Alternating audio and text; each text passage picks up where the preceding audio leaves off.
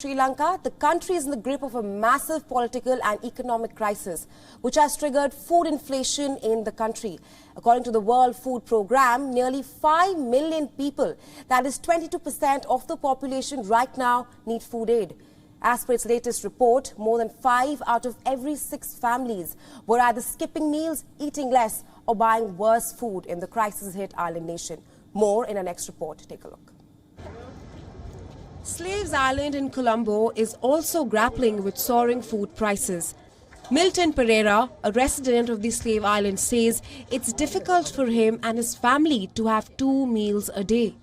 With 6 children in the family, the 74-year-old says the best they had been able to afford in recent weeks was the occasional fish cut into small pieces for everyone. We can only buy about 250 grams of fish, and sometimes that is only one fish. We have to cut it into many small pieces so everyone in the family can eat, because we don't have much money. Sometimes we give the fish to the children and we only eat the gravy. The crisis has caused rampant inflation and led to protests that last week brought down the president, Gotabaya Rajapakse. According to official figures, food inflation in Sri Lanka has reached record high.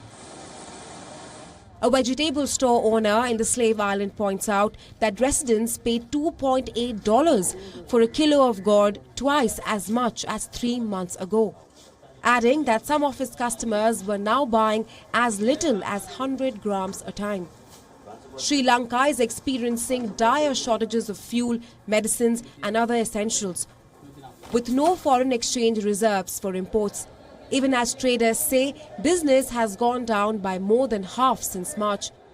The city's new Manning wholesale vegetable market was bustling with buyers, sellers and porters jostling for sacks of produce. As per one of the traders in the market, supply of food is not the problem. The problem is that there is no fuel. Therefore, everything has become expensive. 1 litre petrol, 490 rupees. 1 litre. 1 litre.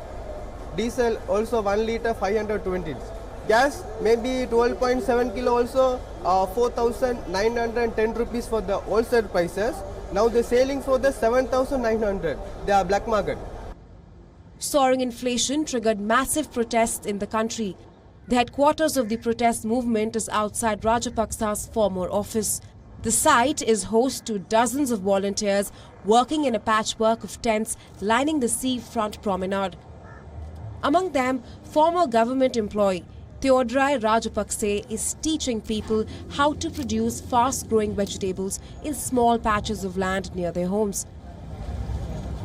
Rajapakse has taught this to about 3,000 protesters since he joined the demonstrations.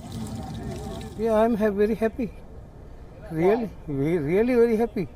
People are coming, I am very happy. I give to everything here free. However, the prospect of any immediate improvement in the plight of Sri Lankans is extremely remote. The most likely successor as president, former Prime Minister Ranil Wickremesinghe, is reviled by the protesters as a Rajapaksa ally.